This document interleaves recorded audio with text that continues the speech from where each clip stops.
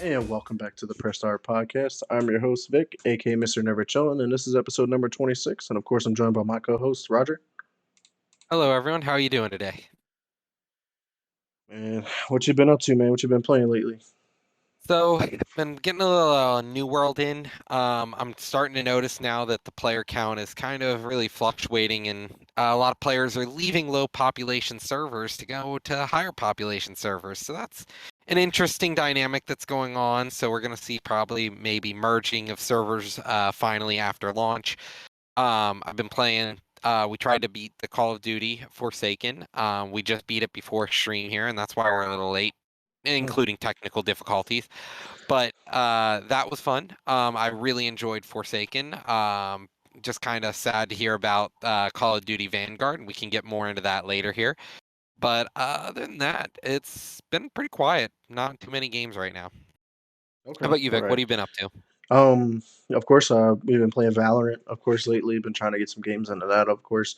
But last night I just beat Far Cry 6. So that was a really exciting game, a lot of fun the whole way through. I feel like I had a purpose in it, and it was an enjoyable story. And I was actually shocked over of the ending, which I'm not going to get into. Don't want to spoil it just yet because it is a newer game. So maybe in a couple weeks here we'll dive into that a little bit more in detail. But other than that, I haven't been playing much other than of course Vanguard just dropped on Friday.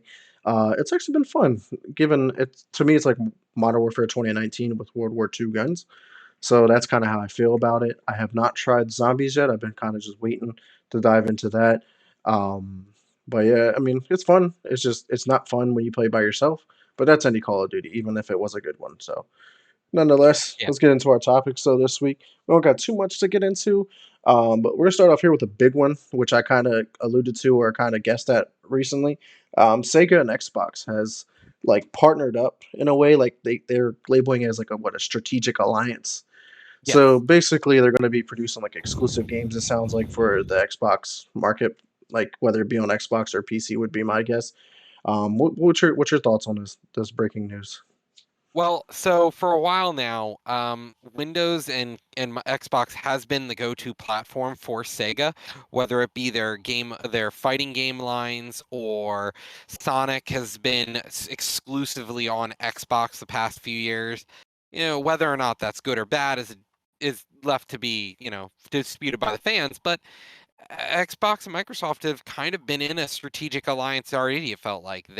Um Nintendo has kind of lost the rights to produce things that are made by Sega, and Nintendo's really doing their own thing, whereas Sega's more, hey, we're out to they're looking to partner up with somebody, especially after, I talked about it previously, Sega closed one of their last arcades in, I think, Tokyo. So like Sega's kind of a dying company, so they need Hmm. someone who's going to be able to keep them going. And I don't think Sony is that person because Sony isn't really an owner of studios the way Microsoft is, and Microsoft has been able to breathe new life into stuff. So I'm hopeful that maybe we'll see some of the Sega line come back. Right, yeah. So, like, I don't know what new things that we're gonna see out of this because obviously, if they're making exclusive games, like, I don't know what they can make. But I mean, they brought over the entire Yakuza collection to Xbox now. Like, every Yes. single game is on in Game Pass. Actually, Judgment is on Xbox, and Lost Judgment or Last Judgment, whatever I forget that one was called. I think that is on Xbox or coming to Xbox soon. So it's just like, yeah, and you were right. Yeah, Sega or Sonic has been pretty much exclusive to the Xbox platform there for a while, which is interesting and pretty funny. But I'm eager to see what Sega can come up with, man. There's a lot of talent in that company, and who knows, maybe they can create a new solid IP or create something like a spin-off of something else that they already have going on. So this is big news for Xbox, man. It just continues this good trend of Xbox news that we keep on flushing out to everybody too.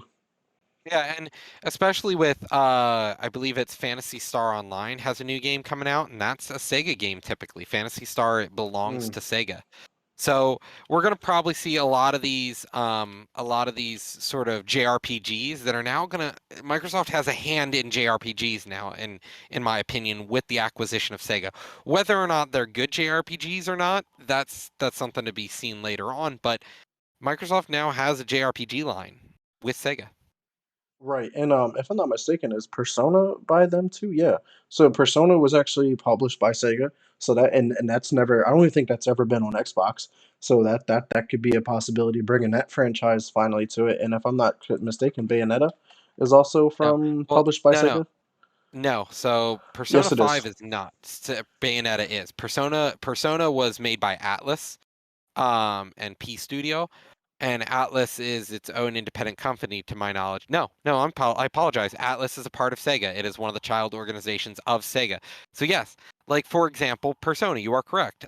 We may see the next Persona games come into Microsoft instead of PlayStation 4, because that's how I played Persona. That I played Persona 5 on the PS4 because that was the only way to play it. Right. But now we may see Atlas games coming to the PC. We may see them coming to Game Pass. This is a huge change because like Persona 5 was a hit. That game was a top game of the year. Yeah. It didn't win game of the year, I don't believe, but it 4.8 out of 5, 93%, 94%, depending on where you look. It was an amazing game. So we're gonna get a lot of a lot of uh Potential? talent. A talent, I think, is the word we're looking for. Yeah. Yeah, So, for and sure. especially with things like Shin Megami, that also is a Sega. That's Atlas, which is owned by Sega. So we're gonna see a lot of things, I think, come off of maybe the Switch and the PS5 and go to PC and Xbox. So it's an interesting partnership, but we'll soon see where that leads. So moving on to our next topic here, I think it would be a good time. Back for Blood, a game we've been kind of following recently. Back for Blood has reached 6 million players total. So 6 million different people have played Back for Blood. It is a growing game, it seems. It has a high concurrent player count. What is your thoughts about this hitting 6 million? I mean, it was I feel like it's not like it was kinda expected, you know? It was a big game coming off of a nostalgia factor with Left 4 Dead, and then being on Game Pass definitely bolstered those numbers up more than what it probably was gonna have initially. So, I mean, that's exciting to see those kinda number, but and the down part of this is apparently right now there's more people playing Left 4 Dead 2 than there is Back 4 Blood, and I'm wondering if that's due to the fact that Back 4 Blood has been such a successful game, and it made people want to go back and revisit that if they missed it, or they're like, "Yo, I really missed this game. I'm gonna go back and play it again." So I'm wondering if that created that hype again. But I thought it was pretty funny that Back 4 Blood or Left 4 Dead 2 has more players playing it than Back 4 Blood currently. Mhm. What No, I'm interested to see, especially since I think the big detriment I find with Back for Blood is that the PvP is strictly PvP as opposed to like Left 4 Dead, where PvP was always on, and that's how you played the missions. Players would take over the enemies and then attack you. Whereas this one, you're playing in an arena style match, and it's just how long you can survive. And then you switch sides Mhm. and play the same map. Then you play a second map, switch sides. I honestly, I think it's interesting to see that, Left 4 Dead has more players. Yes, It it's crazy. surprises me. Um, Yeah. I think I think time will tell where we stand with Back for Blood. I think the big issue with Back for Blood though we're seeing is the gameplay. A lot of people are having issues with the game not functioning correctly, whether that's small glitches or not being able to do certain things in certain maps. Like somebody said, every time they go into the church, the game freezes and that's it. Yeah, Game that would just be no stops fun. working. Or like the first level. The first level is always laggy. Hmm. Why? Why just Yeah, that level? That right. level is extremely laggy, and then after you finish that level, everything returns to normal. So I think the issue at hand is like even the last boss fight is a little funky in Back for Blood, in my opinion, because you have a boss fight. It's not like Left 4 Dead or anything else where you're just still running through missions. No, you're fighting an actual boss, and you just run up to the boss real quick. Like the boss actually glitches for a lot of people, and like I had this issue where the boss, you had to run up to it and get the boss to bite, and then everyone had to shoot at the same time real quick because enemies stopped spawning, the boss stopped opening its mouth for people. So the Hmm. only way to hit it was when it would try to bite players. So you'd run up to it and you'd hit a wall, and your character would go flying backwards, and then the boss would try to bite at you, and everyone had to shoot, and you'd do a small hundredth of the boss's health, and you had to do that 40 times because the boss glitched. Wow. So I think there's a lot of issues right now with Back for Blood being just a generally glitchy game. Right. Yeah, so hopefully we see some good content too to come out later on, like more expansions or more content in the game to keep its life going. Because like it has that deck system, the card system in it, which they can expand upon. They can do more with it, more cards, more creative cards, More make even levels. yeah more levels. You can do custom matches where you can customize different cards. Like I feel like you can do a lot with this game. There's a lot of potential with it, and I'm just eager to see where it goes and if they end up deciding to make a second one, Back for Blood 2 or whatever they do. No, I But agree. But moving on to here to another game that some other games on Game Pass. Game Pass has new games coming this month. We're gonna see quite a few actually, and it's quite impressive. Like one of them kind of surprises me because I've always wanted to play it on the Microsoft Windows version as opposed to say the Java edition. This month we're gonna see Minecraft coming to Game Pass. We're gonna see Forza Horizon 5 finally hit the free version so that everyone can play it if you have Game Pass because the only way to have played it last week when we talked about it on Friday was you had to buy the game as opposed to getting it for the free. premium Now they're edition of the game, correct, the premium edition. or the premium bundle So if you're getting it through Game Pass. exactly. So we see these two games come into Game Pass. We've got Football Manager 2022, Unpacked. We've got GTA San Andreas. We've got Kill It with Fire, One Step from Eden, and one of the games that really tickled my fancy to find out, It Takes Two. This is a game that came out last year, I think. No, this year. It came out Okay. earlier this year in the spring. It Takes Two is a game where two players Oh, have to work together to get through the levels. It's like, do you remember the game where you had to escape from prison with a A friend? Way Out. Yeah. It's called A So Way Out. Yeah, it was a lot of fun. I So played A it. Way Out. This is like a spiritual successor in my opinion to A Way Out. Both games were highly rated, and now it's coming to Game Pass. So like this is a game that I've thought about buying multiple times just to play with my wife, but now it's on Game Pass for free, which is crazy. This is a game that I think still warrants a $40 or $60 a game price tag, and Hmm. it's coming to Game Pass. And Minecraft, another game that like I wanted to play the Windows edition, but I didn't want to buy the game again because I owned it on Java. Well, Right. now the Minecraft edition is on PC for Game Pass. And now I can play Minecraft in 4K with the true 4K as opposed to Java shader packs. What's your thought about some of these games coming out? Yeah. What So interests you? yeah, so what really surprised me was San Andreas because like with the remastered trilogy that just came out, this is actually one of the remastered versions of one of the games, and it's funny because I think Xbox got San Andreas, and I think PlayStation got like 3 or Vice City or whichever one it was. Like they got one of the other three on their PlayStation Plus service, and I think the third one is coming to Oculus for free or whatever. I don't know. So it's pretty cool to see how they broke it up and everybody got a piece of it, but you can buy the whole collection. So if people missed out on San Andreas, here's your opportunity to jump on in. Yeah, It Takes Two was not a surprise to me. I'm excited that it's finally here because it's an EA Play title. It's made by, published by EA. It's made by the indie developer who did create A Way Out, which was a great game. If you missed that, definitely check that out. If I'm not mistaken, that's probably on Game Pass still. And this is awesome, man. That you can just team up. You have to play two players, and it's either you can play couch co-op or you can play online co-op. So it's a lot of fun. This was one of the games I was trying to see if I can get my girlfriend to hop in and play, since she doesn't play games, and I thought this would be a Yeah, nice little cute one to check out for sure. But Forza Horizon 5, we all know I'm super excited to check that out on Tuesday when that drops. But the other ones, I mean, Minecraft, sure. I'm used to yeah. playing both versions of it, so that's no big deal. Football Manager, probably not going to check that out. That's not my thing. But the other games, Kill It with Fire. I mean, that one's great if you want to kill all the spiders, if you Yep. want. Oh, and one Unpacked seemed sec like a here. cute little game. To reach out the chat.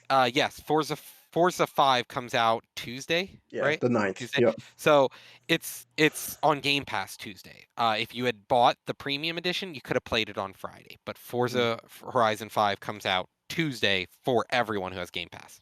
Yep. Or if you buy the standard edition of the game. Yeah. But Unpacked, probably not going to play it. I've never heard of the game One Step from Eden. So I mean, it's on Game Pass, and like I say about it all the time, I'm eager to check out new games. So why not? Looks like it's a combines a deck building and real time action with roguelike elements. So that's a very interesting combination of genres there, to say the least. But Yeah. nonetheless, this was Well, a solid addition to Game I'll Pass. I'll be honest, like One Step from Eden, I didn't know what this game was, but then I stopped for a moment and I know exactly what it is. This isn't a new concept, which is crazy. This actually is a game that is just a ripoff of a Game Boy title. This is literally Mega Man. Just so we're on the same page, this is Mega Man. It's literally the Mega Man game where you built out the chips. Remember Oh we used to have that yeah, Mega Man thing where you had the chips yeah. and you'd run around and a monster would fight you? Well, this is that, but the Game Boy version where you actually built a deck and your cards would come in and certain spaces would get filled in with stuff. That's what Hmm. this is. This is not an original title. This is a complete ripoff of Mega Man. But maybe it's very good. I don't know, but Right. that's on Game Pass this month. Yeah, so I mean, it's exciting. Just Game Pass just keeps adding great value to it, and it's only Yeah, going to keep getting better in my eyes. no, I agree. So, moving away from Xbox exclusive world here, moving into Battlefield. Since we're getting into the shooter season, we saw Vanguard last week, on Friday, and now Battlefield's coming up here soon. Battlefield 2042. One of the announcements that just came out of Battlefield this week was they're not going to have 120 frame or 120 hertz support on the new consoles because they said that the game is too big. There are too many players. The I don't think CPU is I don't think literally it's on fire. I don't even think it's coming to PC because Yeah. of the yeah, because apparently the CPUs can't handle Well, 120 hertz with pretty sure I'm 128 players. pretty sure the PC is fine still because you can set your own settings. Whereas on the consoles, you really don't get a chance to set your settings. This is they are limiting the console version of the game Hmm. from what Yeah, I you're right. understand. Yeah. It's the console only is limited. You cannot play at 120 hertz because 128 players con- uh, con- consecutively at the same time playing 128 is too big. It's frying the CPU in both PS5 and the Xbox. That's So crazy. Battlefield is not going to be next gen in the sense that you're going to get the frames you're looking for. Right. What do you Which make just of this, Vic? so basically what it does is it's really pushing the next gen consoles. This is pushing what Crisis did back in the Yeah, day. Crisis was pushing consoles to the limit, even some PCs to the limit. And now yeah. Battlefield's taking that next one and be like, "Yep, hold my beer because I'm about to fuck your system up. You ain't gonna be able to play it Yeah, at 120 hertz with 128 and players." and not only that, like I'm not even remotely upset about it. Like if I was playing on console, I'd be like, "Wow, that it's that beautiful," because we've always been playing Battlefield on 128 players. The fact Right. that the next game is also at 128 players, but they can't hit that 120. CPU that the new CPU is Right. still being throttled by I it. don't think I need Then there's clearly 120 hertz for Battlefield. That's just my personal preference. Like I'm cool with 60. Like yeah, I'm okay. Like it's almost indistinguishable half the time between from 60 to 120. It was more of a jump from 30 to 60. Like that's clearly more yes, of a jump. agreed. That's more visible, at least to the eye. But if you like break it down slow motion, like yeah, it looks better. I'm not gonna lie, it'll look better, but the game's already looking fantastic. I played the beta on my Xbox and had zero issues, zero bugs, anything like that were really bad in the beta, and the game looked beautiful. So I mean, is it hurting me? No. I'm gonna be okay, but it does suck because the system is supposed to push the boundaries of this is next gen, 120 hertz. Maybe they'll release an update down the road where they're able to figure this out and make it run with 120 hertz. So we'll see. No, I agree. So I'm hopeful that this doesn't make a lot of people angry in the community because we know how vindictive the community can be. Mhm, And so I'm really hoping that the quality of gameplay is there for both PC as well as console. mhm. But moving on to another shooter game, Battle Royale Fortnite is shutting down its servers in China. Did you see it? Did you see this coming? Because I did. Yeah, I'm I surprised mean, that it took this long. Right. Let's just put all the puzzle pieces that we've been laying out in front of us over the past couple of weeks. They're limiting the amount of hours that kids can play games. Well, now you're limited to not or like certain games for kids, and then we're limiting like they kept adding limitations. And what is Fortnite played by majority? Kids, the younger generation, right? So now the kids are barely playing Fortnite. Now Yep. Fortnite's barely making money off of it. What I alluded to the last time that this was going to have a financial impact to some gaming companies, like to run servers in China. There's no one playing the game anymore. They're not. I mean, granted, they are making a ton of money from Fortnite in general, but from if they're designating money based off of like where the revenue is coming from the host of servers, yeah, why not shut down China? China's going to lose a lot of games like this, I think. And if the fact that Fortnite is shutting down, that's going to be a big sign for the gaming industry. Be like, oh, we might want to rethink and repurpose our resources instead of making and building servers for China. Let's use it for America or Europe or wherever they want to reallocate those resources. But what's your take on us, though? Uh, let's be honest. From from the market share of what is China, China is a mobile market, and I But you can play Fortnite on your Android. yes, and the No problem at more. hand is China is a microtransaction haven for Mhm. companies. That's why Blizzard is microtransaction heavy. That's why Fortnite is microtransaction heavy. They if they keep shoveling out these microtransactions, people in China will buy them. Well, China's watching all these dollars going back to American and European companies, Western companies, and they're like, "Whoa, this is a problem." So I think the issue at hand here is microtransactions in general. It's a problem in the East, it's a problem in the West, it's a problem everywhere now. And I think China shutting down their playtime is a large portion too.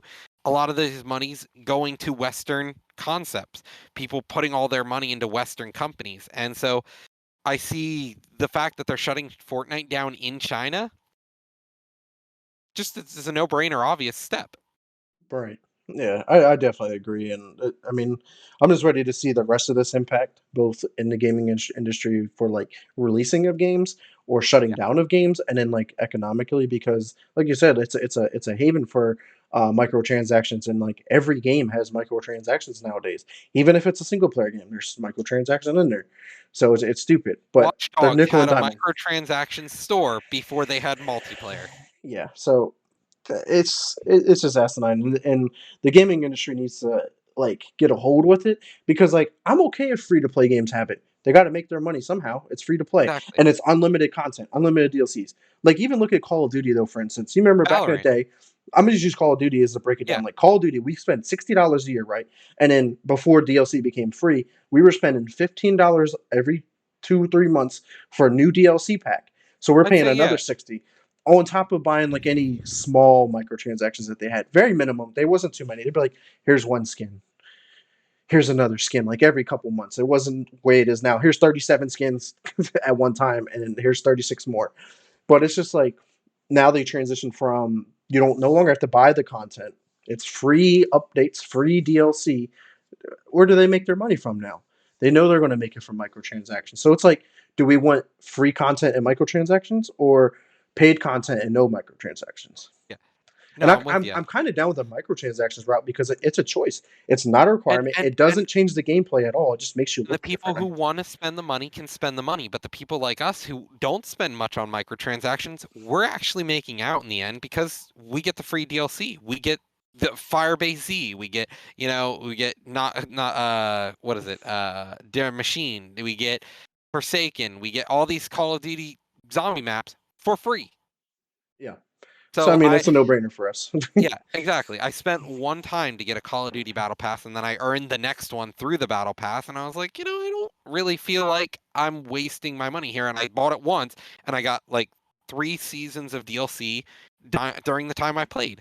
So I honestly I think this is it's the writing on the wall here is China is shutting stuff down, and we're only going to see more and more stuff stop in China. We might see the end of Blizzard's entertainment in China. Like the new Diablo game is postponed. Overwatch 2 is postponed or whatever. Mhm. Both of those games are like Well, for the indeterminate future, they're to postponed. thinking about it, a while ago, before the breaking news of China shutting down games and all the new rules and stuff like that, Call of Duty shut down its Call of Duty Online, which was specifically only in China, and they shut that down too. So that was already stuff written on the wall. They were like getting out early before everything else happened, and I actually didn't think about it then until now. But yeah, that's crazy to see all that kind of stuff. Yeah, and and that's what I'm saying. I'm seeing the ripple from China doing what they did the past few months that we've been talking about. We're gonna see it in every industry. Not like Blizzard alone was like, well, shit, what do? We can't go to China now, and we can't escape the West because China doesn't want games anymore. Right. So now we've got Overwatch 2 and Diablo 4. They're delayed indefinitely. We may never see Overwatch 2 or Diablo 4. And you imagine how much money was invested already into both of those projects? Yeah, and I forgot to even put that on the list here, but I think we should include that. This Mhm. week, Diablo and Overwatch delayed indefinitely. Does that Mm. surprise you? No, they got to Yeah, figure out all their bullshit first before they can come out and release a game that no one's going to want to buy or support if no one wants to play any of their games because of the protests and stuff. and the esports is negligible on these. So like, and even look at the Diablo remake we just got. It People are still sitting in login queues for a game with barely anyone on it. The Right. game is a lot of these games are kind of unplayable, and they're only keeping alive based on their diehard fans who are one by one dropping off the planet because Yeah. they don't want to support Blizzard. Even I'm On the I'm on the border. edge whether or not I'm going to renew my subscription. I already canceled mine, so when my 6 months runs out, I'm done probably. Hmm. It's Until I they don't right their wrongs, right? Not even until they fix their game, which I think at this point, wow, Maybe dead never. game, wow, dead game. On So the new world or whatever. yeah, we'll see what happens. Even that New World is like, may be good, may never turn out to be anything. But I think we should move on. We skipped out of our first-person shooter world for a moment there to come right back. Call of Duty. Call of Duty PlayStation exclusives. They are not coming to PC or Xbox until November 2022. What's your thought about this, Vic? Do you think this is what PlayStation needs right now to stay competitive in the market? No, because this is has been going on for a long time. Because they once because think about it, way back when Xbox had the or Microsoft I should say had the partnership with Call of Duty, all the map packs and shit like that were coming out like a whole month early and stuff like that. And then like PlayStation got it and they were doing that same thing. Everything, the beta came out 30 days earlier, the map packs came out 30 days earlier. But then they were like, man, but we're splitting up the fan base, like especially now if they're crossplay, right? So now they can't have the maps come out 30 days later because PlayStation will know the map better than the Xbox players first, and it just wouldn't work. So they had to figure out a different way of doing this. So like the exclusive content they get is like extra creative classes. Probably let's see here. I got it breaking down. So PlayStation players who purchase the Battle Pass bundle get an additional 5 tier skips on including the 25 that you already get. Players will get free in-game bundles to celebrate season one. It'll include new skins, blueprints, and much more. They will also get plus 25% bonus weapon XP, which that could add up if you're trying to rack up those level up those weapons for Vanguard or Warzone later, because that's going to be very vital to that. You get monthly double XP events lasting 24 hours in duration. You also get 2 multiplayer loadout slots, which to me that was always useful to have more slots if I was trying to put together different kits and stuff like that. So like that's to me like that's crazy that they're getting like this kind of content. Like it may seem minimum, but that like if you're a hardcore Call of Duty player, that's a lot. On the competitive stage, it gives you an edge. Yeah. So it's just like I'm tired of like the whole exclusivity. Like PlayStation had the exclusivity deal with Destiny there for a while, and Destiny was like, "This isn't fair to our player base. This isn't fair to our fans. Like, screw you. We don't need your money."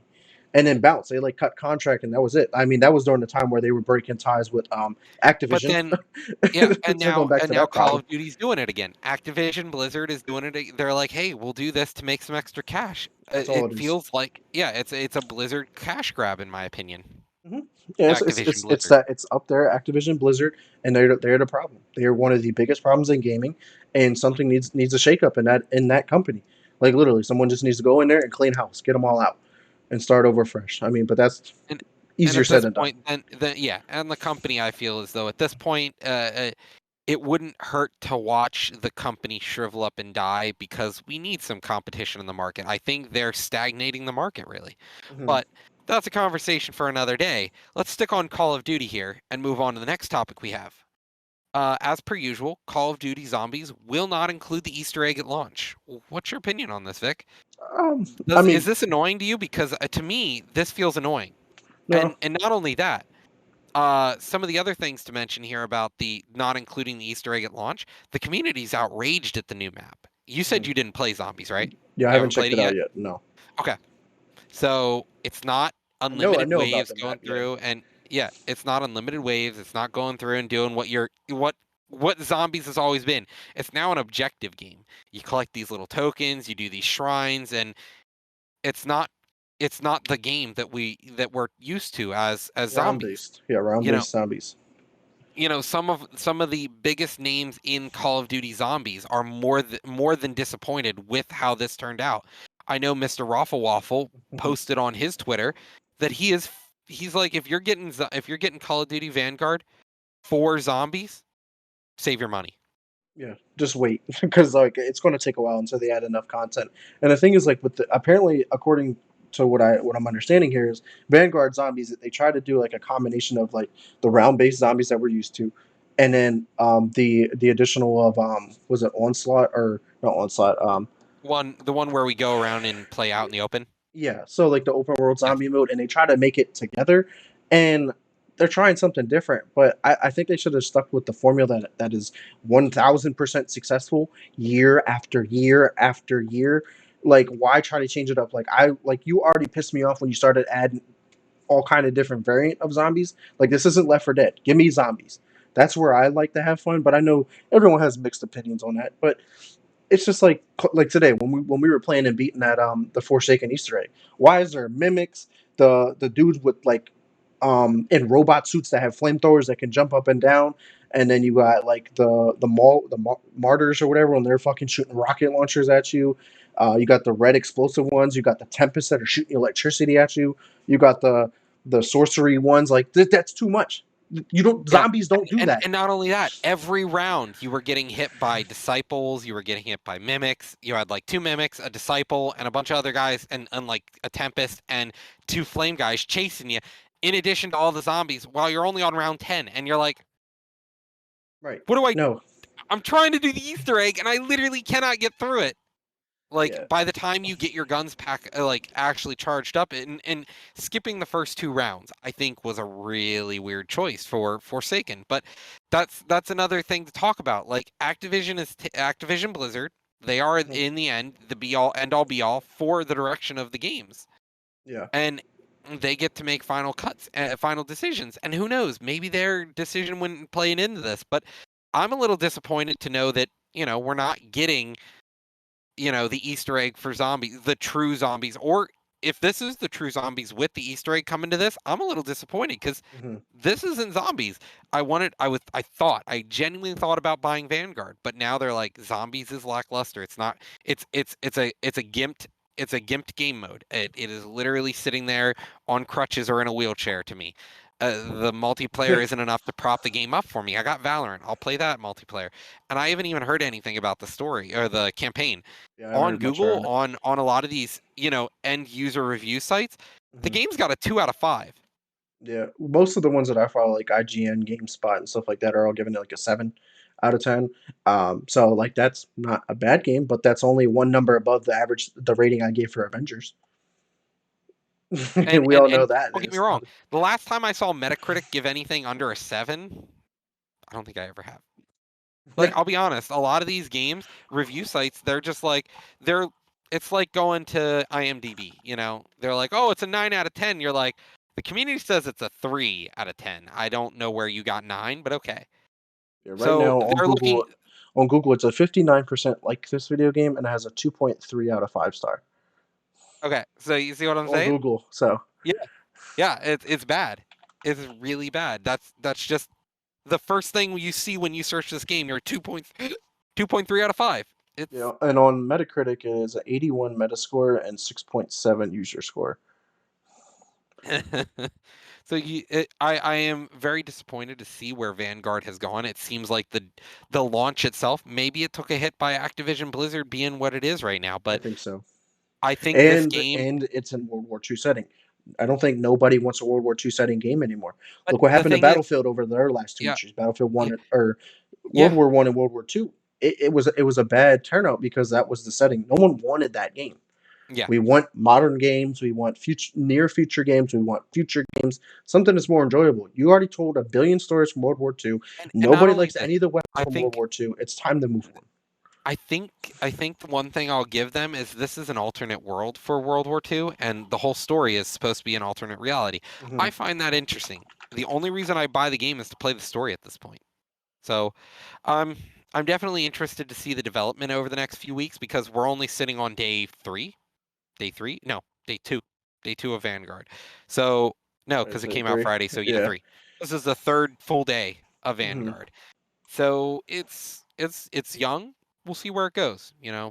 So a lot of people probably beaten the campaign by now if they wanted to, and Hmm. a lot of players are getting into the multiplayer. We'll see how the competitive scene turns out. See if it actually lives up. I'm excited though. I haven't tried out Champion Hill, which is their new like a 2v2 or 3v3 mode, and that's when like you're battling another team, and like it's the first one to get like so many kills, and then like there's like seven different teams or eight different teams, and you keep rotating through a tournament base until you're like fully eliminated, and in between rounds you can buy stuff at like at a station, kind of like Valorant and stuff like that. So I'm eager to try that mode out, but I don't have anybody to play that mode with yet. So hopefully, once you grab it, we can hop in there and check that out for sure. Yeah, no, I'm interested to see how the game turns out, but I'm kind of waiting at this point. I'm Oh, I hoping got they'll Phil. just I be didn't know like, Phil. That Phil, we can definitely run too. I didn't know you bought Vanguard yet. yeah. So hopefully the game has some love in the community here soon, but it seems like the game itself is kind of lackluster so far. Moving on to some other topics, some non-related topics to what we've been talking about. Age of Empires. It's one of those Game Pass games that came out last week, 2 weeks ago. Hmm. Age of Empires 4 came out. It's gotten up to 74,000 concurrent players on Game Pass. For a free game, that's pretty impressive, wouldn't you think? Yeah, I think so. Like that's a lot of players, but I think it's also due to Game Pass, man. Honestly, I think Game Pass is adding and helping games flourish and get a higher player count. I mean, they've already tested that with like Forza and Sea of Thieves. When they first added them, they watched their player base like skyrocket once they were added to Game Pass. So I think Game Pass, man, is just another successful story that we're going to get, and we're going to see it in other games like Age of Empires. It's a really old franchise. It's their first iteration in a long time and really wasn't expecting it to be a huge game. But to have 74,000 players play at one And time, to me, that's big. To a game yeah, that seems not and as big. and the game itself, another thing to take into account is the fact that it has some balancing issues. A lot of people are saying in competitive. I've heard a few people tell me there's balancing issues already. Hmm. The game's free and we've got 74,000 people playing it, and people are that's how happy they are. The people are still, even though there's issues, blatant issues with it, They'll still play it. people are they got 74,000 people because it's free to play right now on Game Pass. Yeah. So to me is another reminder. I remember when I first was like, I'm so against Game Pass, and then I got it for one or two games, and I was like, the value is there. It's just it right after I bought it, they just kept getting more and more and more games. The This is value this is just is your modern day GameFly. it is. That's what it is. Because I you I had was a I continual was a rotation GameFly freak. of new games like every week. You were beating them, sending back, beating it, and sending back, and you had like the Well monthly now, subscription well basically. now I just hit Windows key and boom. What game do I want? It's Right. there. I'm in. You can Good. because like so you can stream it sometimes if you have that feature already, or you can Yep. download it and play it right away. Yeah. So I gotta say it really goes to show the power of Game Pass we're looking here. But some other things to talk about, old franchises. Not really old franchises, but Red Dead Redemption. We're getting a remaster already for Red Reportedly, Dead Redemption. this is a rumor. Reportedly. Yeah. It's a rumor. So Do you want a remaster for Red No, Dead Redemption? no, I just think this is just a cash grab, and they just released the remaster trilogy of GTA, and they want to remaster Red Dead Redemption for some reason. But even though it's playable on the Series X and S already, and with the HDR, um, auto HDR, and the boost, the FPS boost, like it all has both of those features. So like the game damn near looks remastered already because of Xbox. Granted, I don't know what it looks like on PlayStation. Maybe that's where the remaster needs to be because PlayStation doesn't have these features, the lackluster features there. So am I wanting it? No. I mean, I never played the first one, but I have the first one. I have it right here next to me, and if I want to play it, I'll play it. But I'm not a huge Red Dead fan, even though I know it's a big game. But I think it's just a waste of time. Like, why are you not focusing on trying to make that next game? Exactly. And that's where I'm at. We've sat here now. I literally just talked about it last night with some family at a dinner table. We were at a fancy restaurant. We started talking about video games all of a sudden. And I was Yeah, talking, we've been with the same GTA now for 8 years, and we had millions of sales of that same game last year, this year and last year. It's insane. yeah, What I'm trying to say here is Rockstar does not need to innovate, make new games, or do anything better because people will still buy the same game over and right. over and now they're like, why even make a new one? Just remaster the old one. Right. And the thing is, I think what could potentially help push them is the releasing of Saints Row reboot Yeah, that's coming out, because we all know Saints Row was like because it's GTA but just a yeah, little bit more and it's not a wackier. remaster or a remake. It's a brand new game. Saints Row Yep. has a brand new game in development, and I think this is the moment to say, hey, if we can steal a lot of the GTA Online player base, Yeah. we're gonna be I think rolling in the dough. right. I think that could be a really big thing for Saint Row, and if the thing if a Rockstar sees the success from this, they'd be like, maybe we Yeah. should put out Well, GTA 6 and now. And not only that, it's the fact that we're just sitting here with GTA Online. If GTA Online became a bigger service, it'd be a different story, but there's barely any content pushes to GTA. GTA Online is a pretty slow, outdated service that's not doing too hot, and people are still buying into it because it's one of the only games out there like it. Right. Yeah. It's just a lack of competition. Yeah, That's all it is. it's and I think that's an issue on the grander scale of, the US and the markets in general. We just Mhm. without competition, we're going to see Right. no development. It's the same thing with sports games. Like, there's only one baseball game, honestly. There's only one NFL game. There's only one Yep. basketball game. Like true simulations, not the arcade bullshit. So, like, without the true competition, we're going to get the same game every year with minor increments, minor changes, and call them big improvements. But nothing changes realistically. It's the You same mean game. copy and paste the football? Yeah, it's just copy and paste, copy and paste, copy and paste. We add this, we make them sweat a little bit more. Like, that's all they do. It's Yeah, nothing different. it's literally control C, control FIFA. Right. So, like, it's just time to innovate, and I just think it needs to just I don't more competition, man. More competition will make this industry even better than what it is. Exactly. A little bit extra hair. The hair thing in video games has always been a very bad thing, and it still hasn't gotten any better. Like, hair is just the weirdest thing for video game developers to make for some reason. But Yeah, we do got two more topics here, though. We got Tomb Raider is coming to the Switch next year, 2022. They're porting over to their, I guess, I don't even remember these games honestly, but one of them is Lara Croft and the Guardian of Light, and then its follow-up game, Lara Croft and the Temple of Osiris.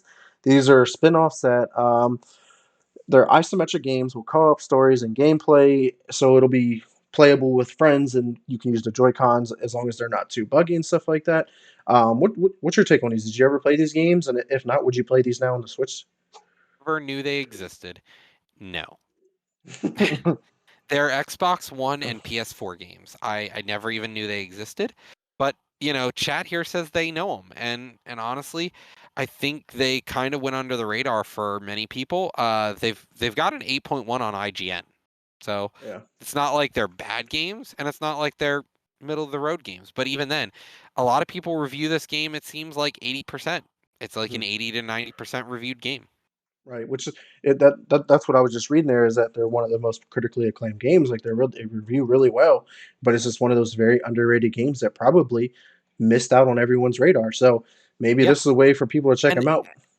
they're isometric games that probably weren't couch co-op, I bet, for a Right. console. I didn't look, and that's one of the things we lost out on the past few years is couch co-op games in general. They all Mhm. went to online co-op.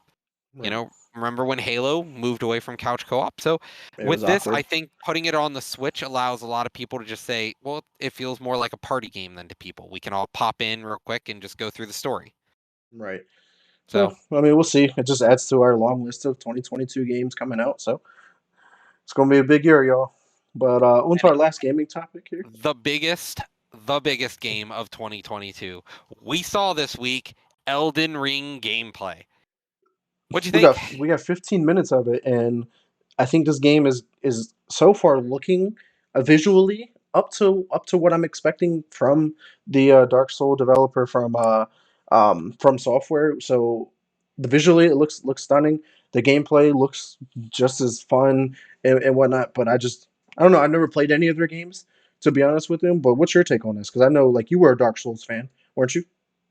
Yeah. So I didn't get to watch the whole 15 minutes because I forgot all about it when I was busy this weekend. But like I sat down for 5 minutes and just skipped through the video and I was just like, wow, this looks great. This looks like Dark Souls.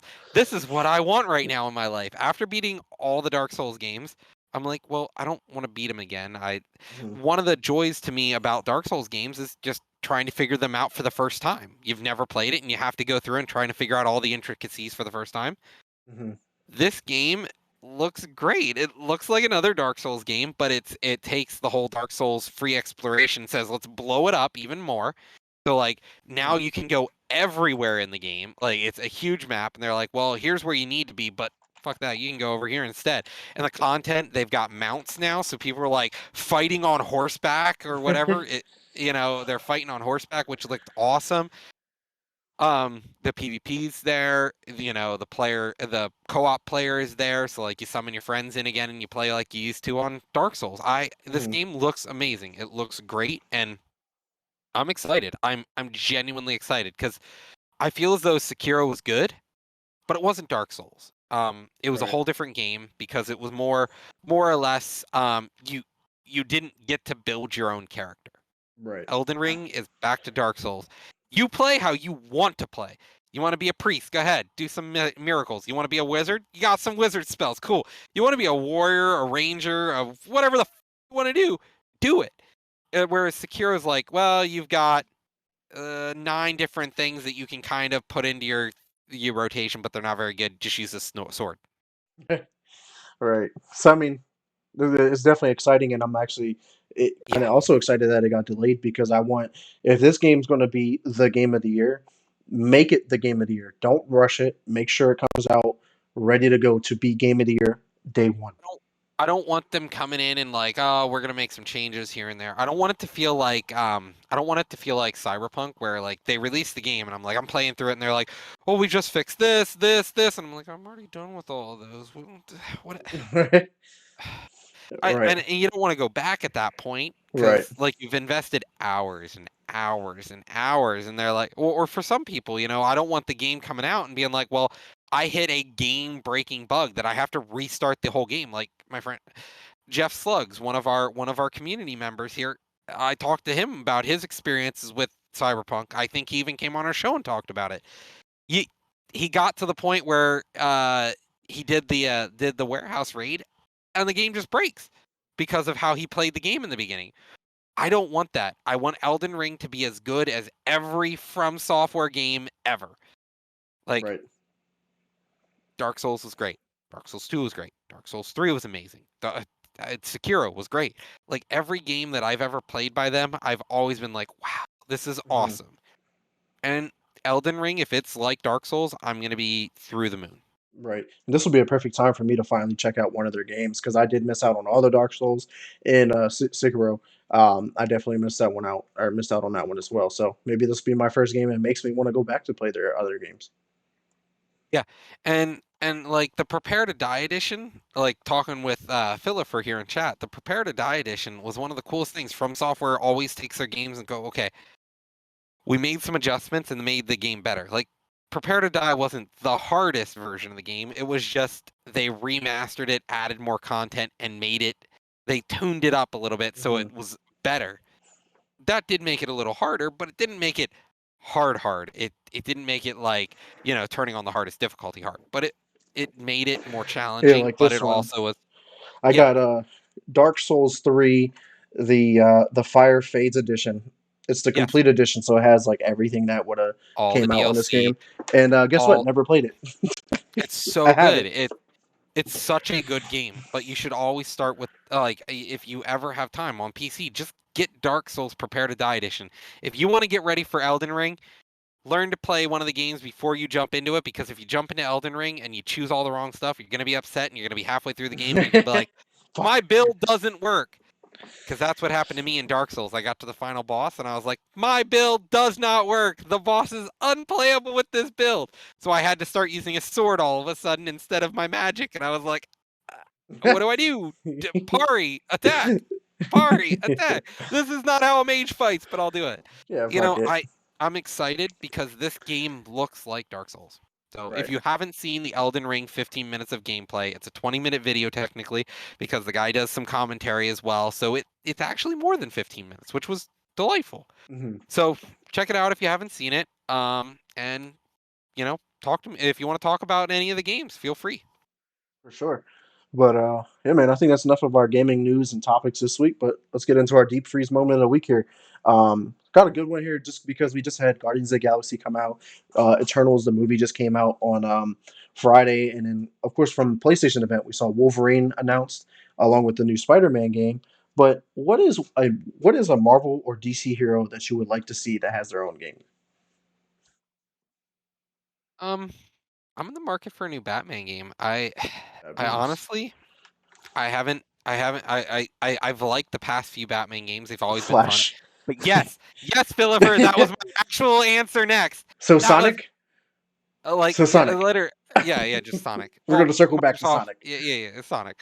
But no, I would love a game about Flash because all of Flash's enemies, they're on par with him. Yeah, he's super fast and all, but like they still kick his fucking teeth in every chance they get. Speaking And of Lobo Morbius, would I'm be an excited for yeah, Morbius movie to come out, man. Woo! yeah, That trailer looks yeah. good. And Lobo, that's a good idea. I think Lobo would be a great one. There are so many good ones out there. But I think my number one answer would be Flash. Hmm. Yeah, I would say that my number one would probably have to go with Iron Man, just because of the glimpse of Iron Man that we got in Marvel's Avengers. Like they're the flying around and the combat just felt really great and a lot of fun. But like it was obviously that game was just a hot mess to begin with. So if it had like a very story centric game to see like him coming to become Iron Man and then him living the role of Iron Man and Tony Stark, like the big, rich, smart, like this Iron Man Yeah. that we know and love from the movies. I think that would be an awesome story to tell, or even Well, change it up to see the transition from the Iron Man we got from the movies since Iron Man died. Spoiler alert if you yep. missed it for some reason, but Iron Man will get replaced eventually, I believe, in the MCU. It probably could be his daughter, it could be his wife, it could be Spider-Man turning into both Spider-Man and Iron Man or whatever that becomes because that is also in the comics of happening. So there's a lot of content to work with both Marvel and DC. So, though that would be my number one. Dark One of the Avengers would ones be crazy. Whew. Yeah, another one if we want to start talk about like like the bad guys. Yeah. Uh well, Shazam would be a fun one to me. Shazam Mhm. versus the Black Adam. Ooh. Cuz Shazam, we're going to see a movie here soon this year. This year, I think. And I'm excited. Hmm. Watching the Shazam movie was fun. But Right. like another one would be I think exploring dark metal would be fun. Just dark That'd be metal in interesting. general would be awesome. How about an X-Men game? Can we get a good quality story X-Men game? Not just Yeah, Wolverine. I know we got Wolverine come out, but like wait. being able to He play as like any of them and like create your own story, like Guardians of the Galaxy. or just a co-op game where it's like you choose a Ooh. team and everyone just like you had with the game from Square Enix. Let's look at what about an X-Men game where you're like, "Oh, who do I want to play?" and everyone gets to choose one, like Hmm. just a random X-Men character, not even like the big ones. Like Right. say you There's just tons want to of them. be yeah, say you just want to be any of the X-Men, like just building a list of them. And hell, throw Deadpool in there if you can. Fuck it. I think Deadpool would be a badass. Actually, we actually just make I him a think he game. would be a badass anti-hero for the game. You would just he's not a villain, but he's not a good guy, and he could, He like I think helps you. that would He be helps awesome. you out sometimes, Well, but then fucks you over sometimes. yeah, yeah, or even just a Deadpool game would also be fun in my opinion. Right. Another one. I think they had one at one point, but Just looking at the list here of all the heroes and stuff like that, there's just endless amounts of content to pull from that like anything would be possible. And like even like looking at it here, like Black Panther, I mean, because that his popularity right now is huge, and with the new movie coming out, it actually just got delayed for a little bit. But it'd be eager to see a game built around that too. That'd be awesome to see. But I mean, there's tons of people in here that I don't even know about. To be honest with you, I'm like, yo, who are these people? Oh, no, I'm with you. Scarlet Witch or WandaVision game. The game would be probably be badass. Hmm. Yeah, you get stuck inside and you have to beat your way through just literally Psychonaut style craziness. That would, yeah, that would be crazy. Where you're just normal guys are, as always, heroes doing shit around you. You had to survive. Isn't that the movie with Ryan Reynolds? Kind of like he's like a regular dude, but like there's a video game or like Let me. I gotta look it up. It's in his newest movie that just came out. Trying to look at a Free Guy. Free Guy. That was kind of like that. Yes, thanks, Phil. It's like a video game going on around him, and he doesn't know it unless he puts these like glasses on. Yeah. Well, because he's an NPC Right. who achieves the singularity. Yeah. Yeah. That would definitely be funny. Nightmare Gore, like to see all this superhero shit going around, and you're just trying to survive the madness and the crazy shit that's happening around you and stuff like that. Yeah, because it is curious to think like in movies, and you see all the just the random people that are just like scattering and running and trying to survive during the massive battles and wars that are going on in New York, LA, and stuff like that. So that would definitely be pretty cool to see. But DC heroes, man, because I'm not too big into DC. Aquaman would be cool because like you would have to deal with the underwater levels on top of the obviously on land and stuff. I'm definitely down for the Batman game because the last Or three that came out were really good.